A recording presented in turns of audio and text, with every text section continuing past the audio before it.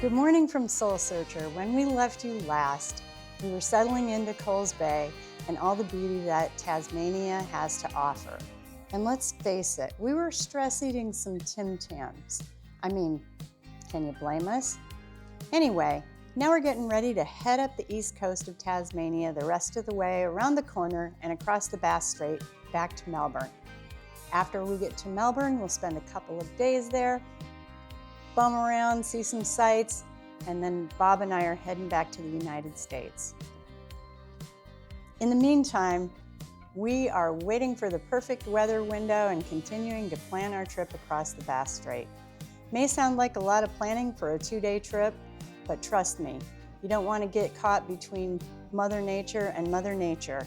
And that's what we've been looking at, 2 fronts. One coming across the Bass Strait from west to east, another coming up from the south from Antarctica.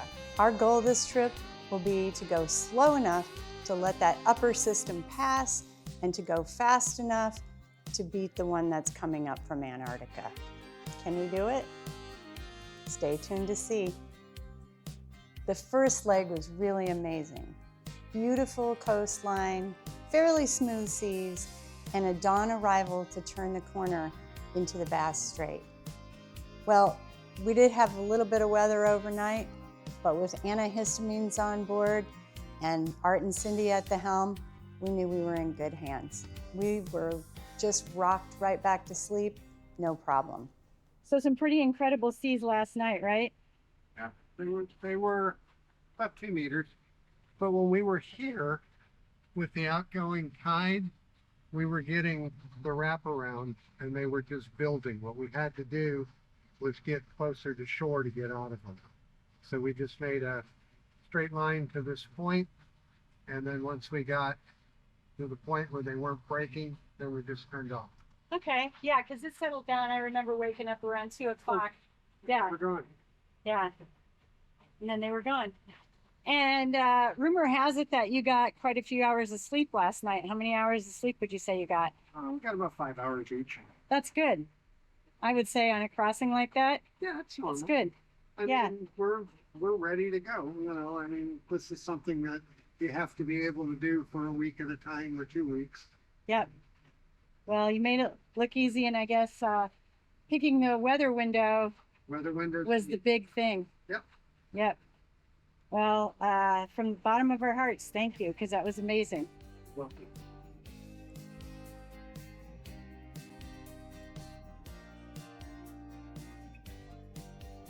By the time we reached the northeast coast of Tasmania, the weather had settled completely.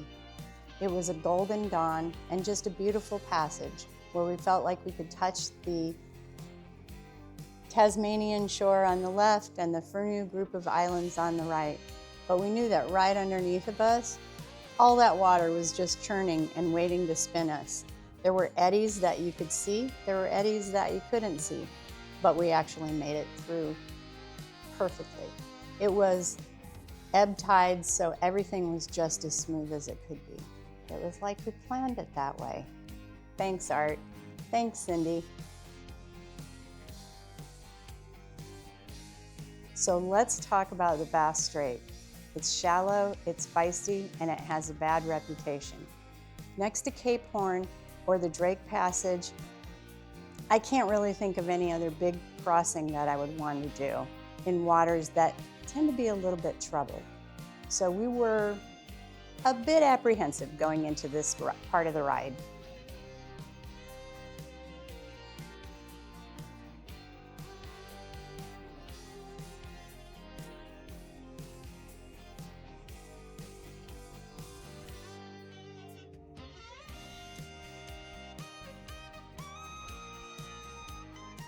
The crossing across the Bass Strait, it was pretty picture perfect. Kind of like we planned it that way. No 40-foot rogue waves, no unusual storms, no occurrences. Just nice, smooth, big rolling seas all the way across. We were very, very lucky. Which is pretty good. 19 liters an hour. 2.8 liters a nautical mile? Yeah. Oh, you're recording it. Yeah, because it's interesting.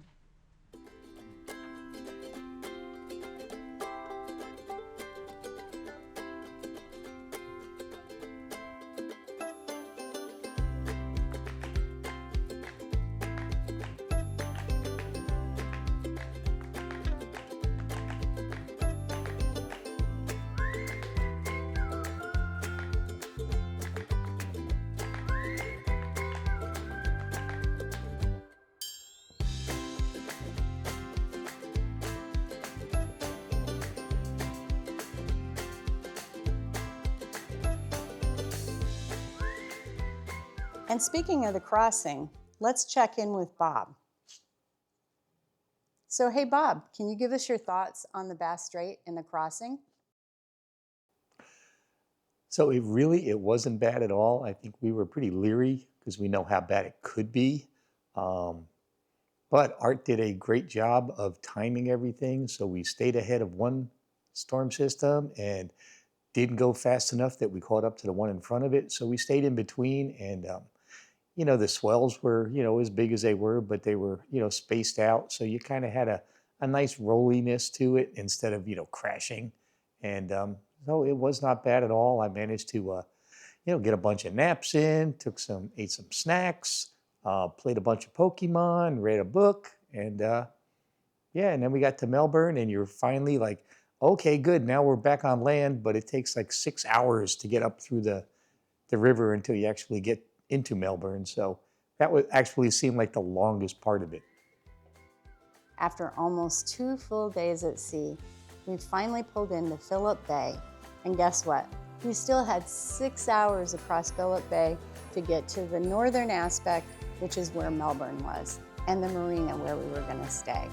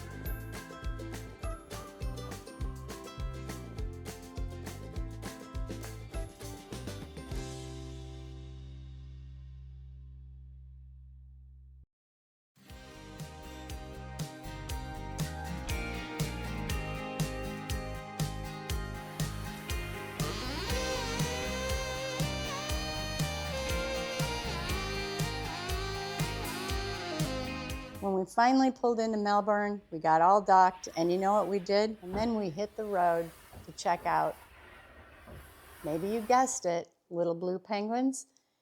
Life's a mystery that's staring back at me like a mirror.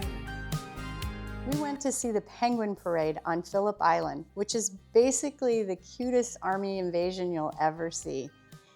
There were about 800 penguins that came ashore the night that we were there, and I think I spiritually bonded with at least 3 or 4 of them. Anyway, you know penguins are my favorite thing, my spirit animal, so I was pretty happy to be able to spend some time seeing them in nature. That was amazing. We had been there before, and we wanted to really share it with Art and Cindy.